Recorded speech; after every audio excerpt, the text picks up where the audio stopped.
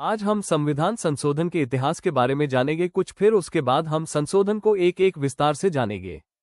लगातार परिवर्तित होते देश एवं समाज की आवश्यकताओं के अनुरूप संविधान में भी परिवर्तन की आवश्यकता होती है।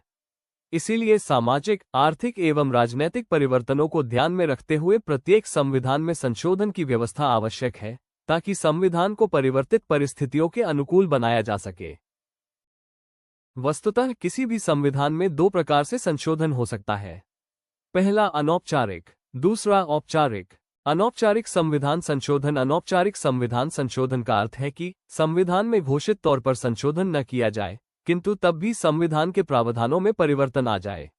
ऐसा समय समय पर न्यायपालिका द्वारा की गई संविधान की व्याख्या से होता है।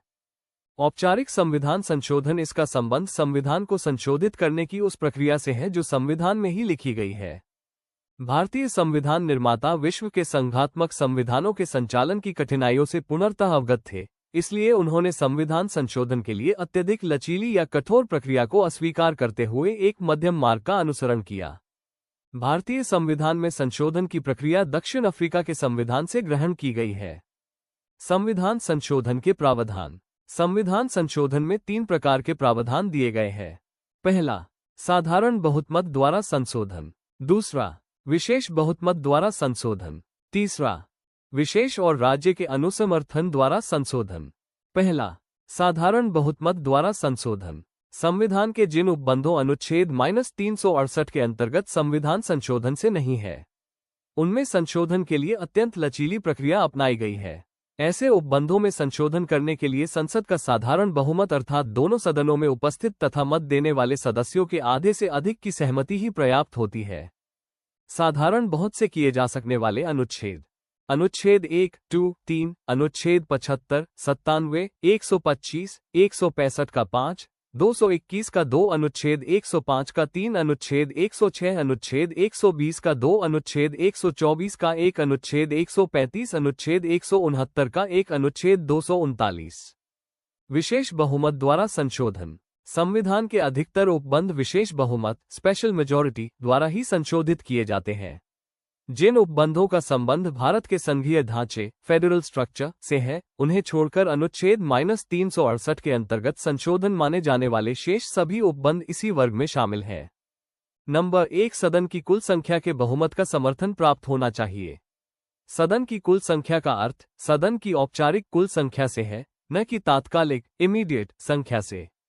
नंबर 2, प्रत्येक सदन में उस विधेयक को उपस्थित तथा मतदान करने वाले सदस्यों में से कम 2/3 सदस्यों का समर्थन प्राप्त होना चाहिए। उपस्थित तथा मतदान करने वाले सदस्यों का अर्थ है कि यदि कुछ सदस्य मत विभाजन के समय उपस्थित हो किंतु मतदान में हिस्सा न लें तो 2/3 की गणना करने के लिए उन्हें शामिल नहीं किया जाएगा। अनुच्छेद 61 के अंतर्गत राष्ट्रपति पर लगाए गए महाभियोग के प्रस्ताव को स्पष्ट विशिष्ट बहुमत अर्थात संसद के प्रत्येक सदन की कुल सदस्य संख्या के कम से कम 2/3 बहुमत द्वारा पारित होना चाहिए, जबकि संविधान संशोधन विधेयक को विशेष बहुमत अर्थात संसद के प्रत्येक सदन की कुल सदस्य संख्या का बहुमत तथा उपस्थित एवं मतदान करने सदस्यों का 2/3 बहुमत आवश्यक होता है। विशेष बहुमत और राज्यों के अनुसमर्थन द्वारा संशोधन। ऐसे विषय जो संविधान में वर्णित संघात्मक व्यवस्था से संबंधित हैं, उनमें संशोधन करने की प्रक्रिया सर्वाधिक जटिल बनाई गई है।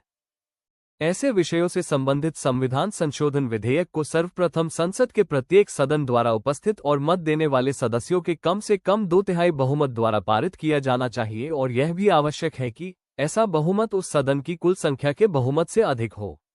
संसद के दोनों सदनों द्वारा पारित किए जाने के बाद वो विधेयक राज्य विधानमंडलों को भेजा जाएगा, जहां से कम 50% राज्य विधानमंडलों द्वारा इस विधेयक पर समर्थन प्रस्ताव पारित करना आवश्यक है। उपर्युक्त प्रक्रिया पूर्ण होने के बाद ही वो संविधान संशोधन विधेयक राष्ट्रपति के पास स्वीकृति के लिए भेजा जाएगा। विशेष बहुमत और राज्यों के अनुसमर्थन द्वारा होने वाले संशोधन के अंतर्गत आने वाले विषय।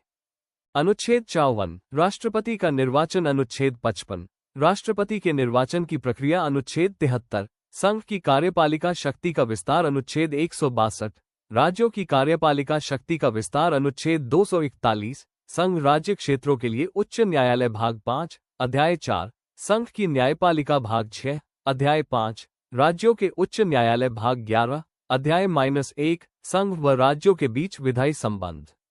7वीं अनुसूची की किसी सूची, संघ सूची, राज्य सूची, समवर्ती सूची में संशोधन। संसद में राज्यों का प्रतिनिधित्व। अनुसूची 4 स्वयं। अनुच्छेद 368 संविधान संशोधन की प्रक्रिया में संशोधन। संविधान संशोधन के लिए संयुक्त बैठक का कोई प्रावधान नहीं है, यह अनुच्छेद 108 में दिया गया है। संविधान में अभी तक कुल 106 संशोधन किए जा चुके हैं। अगली वीडियो में संविधान के एक एक संशोधन को विस्तार से पढ़ेंगे। अगर वीडियो अच्छी लगी हो कमेंट करके जरूर बताएं और चैनल को सब्सक्राइब कर ले, साथ ही बेल आइकॉन को दबा दे ताकि हमारी वीडियो आपको समय समय पर मिल सके। तब तक के लिए धन्यवाद।